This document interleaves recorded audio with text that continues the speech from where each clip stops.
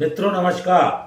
Parameter of law के इस channel में मैं आपका मित्र रिटायर्ड जज अशोक शर्मा आपका हार्टली वेलकम करता हूं।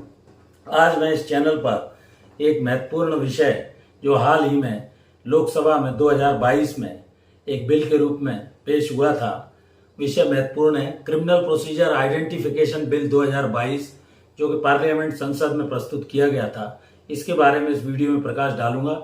वीडियो महत्वपूर्ण है, शुरू से अंत तक देखें।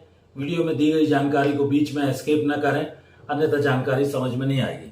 जब भी पुलिस किसी भी आरोपी को गिरफ्तार करती है किसी ऑफेंस में, तो उसके लिए जैसा आपने वेस्ट में चलने वाली कई मूवीज में देखा होगा, उसमें मेजरमेंट लेती है, हाइट लेती है, ब्लड सैंपल लेती है, फोटोग्राफ लेती है, वेट लेती है, हेयर लेती है, डीएनए वगैरह लेती है। तो ये बिल जो है इसमें इसको बढ़ाया जा रहा है और उसी वेस्ट की मूवीज की भांति सारी बातें इस बिल में रखने का प्रावधान भारत में किया जा रहा है। कॉम्प्रिहेंसिव प्रोसीजर हो, डिटेल में अपराधियों का सारा रिकॉर्ड रखा जाए, इसी उद्देश्य से बिल लोकसभा में लाया गया है और यह 28 मार्च 2022 को इंट्रोड्यूस हुआ था। बिल का नाम है क्रिमिनल प्रोसीजर आइडेंटिफिकेशन बिल 2022।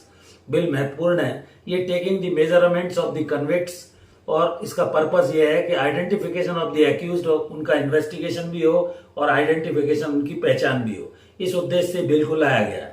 जैसे कोई भी अपराधी किसी ऑफेंस का भाग गया, छूट गया और दोबारा वही फिर से क्राइम करता है, तो उसका रिकॉर्ड पिछला देखा जाकर उसको डिटेक्ट किया जा सके। दोबारा वही अगर क्राइम करता है तो डाटा उसका सुनिश्चित रहे, इस उद्देश्य से बिल लाया गया है और इन्वेस्टिगेशन में काफी हेल्प करेगा। इस उद्देश्य से इस बिल का महत्व है। Bill identification of prisoner act 1920 का जो पुराना था उसी के तर्ज पर है, लेकिन काफी कॉम्प्रिहेंसिव है। इसका स्कोप बढ़ा दिया गया है। इसी को कॉम्प्रिहेंसिव करते हुए identification information about the specified person, उन अपराधियों की सारी डिटेल पुलिस के पास, एनसीबी के पास रहे, स्पेसिफाइड पर्सन की वो कलेक्ट करने का दायित्व है। और इस बिल में नेशनल क्राइम ब्यूरो को भी काफी पावर बढ़ा दिया है, रिकॉर्ड उसका दायरा बढ़ा दिया गया है। इसमें फोटोग्राफ, फिंगर, फुटप्रिंट पहले जैसे होते थे, उसके अलावा इसमें पाम के प्रिंट, आइरिस के, रेटिना के, सिग्नेचर उसके, हैंड राइटिंग के, ब्लड के, सीमन के, स्वाब के, कॉम्प्रिहेंसिव ओवरऑल। तो ये 2022 के बिल में ये सारी चीजें शामिल की गई हैं, जिससे आइडेंटिफिकेशन ऑफ द एक्यूज जो भी है उसकी पकड़ हो सके, दोबारा उसने कोई क्राइम किया है। एनसीबीआरबी का दायरा भी बढ़ाया है। पुराने एक्ट में रिगरस इम्प्रिजनमेंट 1 ईयर होता था, तभी ये चीजें ली जाती थी। अब कन्विक्ट होने पे उसके बिल की डिटेल देनी ही होगी उसे, और क्राइम आरोप अगर कोई लगा है, अरेस्ट भी हो गया, तो डिटेल उसको कलेक्ट करानी होगी। जैसे यूएपीए जैसे कानून, और गुड बिहेवियर, पीसफुल अगर कुछ है तो उसको मुचलके वगैरह देने होंगे, उसकी भी डिटेल रखी जाएगी। कम से कम 75 साल तक ये सारे रिकॉर्ड्स रखे जाएंगे सुरक्षित, और डाटा उसके सुरक्षित रहेंगे। अरेस्ट होने पर अदालत ने छोड़ भी दिया है तो उसका डाटा तभी डिस्ट्रॉय हो पाएगा। कोई व्यक्ति डाटा देने से अगर मना करता है तो वो आईपीसी के अंतर्गत ऑफेंस की श्रेणी में आएगा।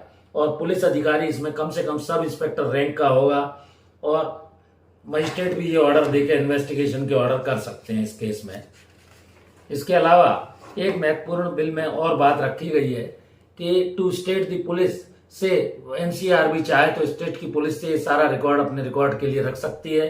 डाटा प्रोसेसिंग होगा, ये इसमें आईवी रॉ वगैरह को भी डिसेमिनेट किया जाएगा, वहां भी सारा रिकॉर्ड रखा जाएगा।